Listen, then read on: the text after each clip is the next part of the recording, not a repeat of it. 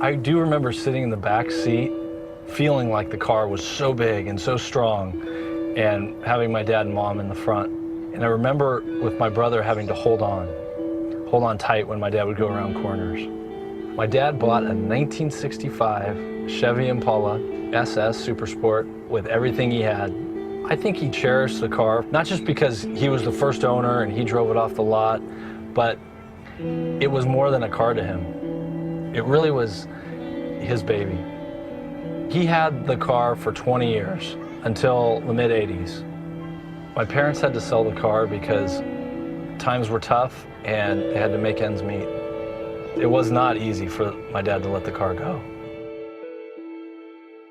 A few years ago, it just kind of dawned on me that if I could somehow, miraculously, find the car, that it would be worth the search. Does the car still even exist? Is it in a junkyard somewhere? But when I put in the VIN number and paid for the online search, it actually told me what address it had been registered in a different state.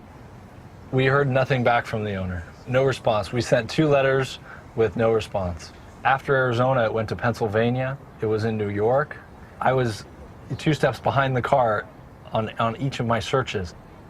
The possibility of finding the car was renewed when the owner in Maine got back to us. But then he said, "You just missed the car." A group of Canadians came down, loaded it on a flatbed, and drove it to Canada. At that moment, I figured the car was gone forever. 1965 Chevy Impala. I told my wife, my brother and I decided that we're going to pay the private investigator. She gave me a look, basically, "You guys are crazy." And she said, "Why don't you just do one more of your general online searches?" And it was about 11 o'clock at night, and I sat down and I typed in the words, and the first hit said 1965 Chevy Impala SS 396 for sale, Montreal, Quebec. My heart dropped. I called the dealer, confirmed the VIN number that it was the actual car, and bought it over the phone. Gotta give her gas.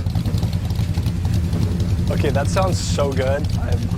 I actually may be keeping this for myself. It's just amazing that it's almost 30 years that I used to sit back here. It's incredible. It's like a time machine.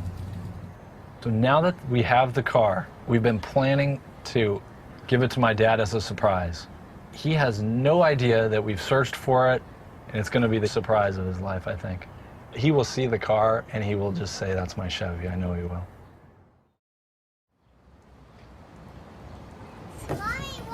I'm watching. Go ahead. All right, good job. Whoa. All right, Kate, can you do that? That one? Yeah. Let Really me low. catch you. Come really low. Okay, I got you. Oh no! What the hell? Dear God. That's my old Chevy. We got it, Pop. You're kidding me. Really? Yeah. Here, come on. Really? No! Yeah. I think we got that. God, I'm gonna have a heart attack. Where'd you get it? We found it. We found it. I can't talk. I know. It's okay. It took 5 years.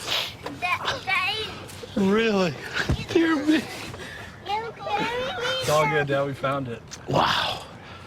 Oh, Papa, I'm just stunned. look at the back of the light. I just don't even know what to say.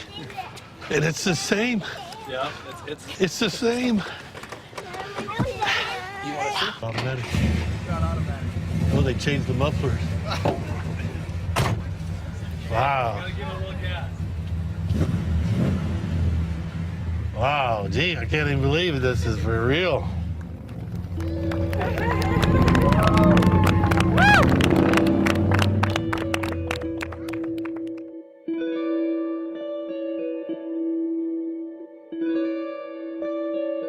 It's not just a car.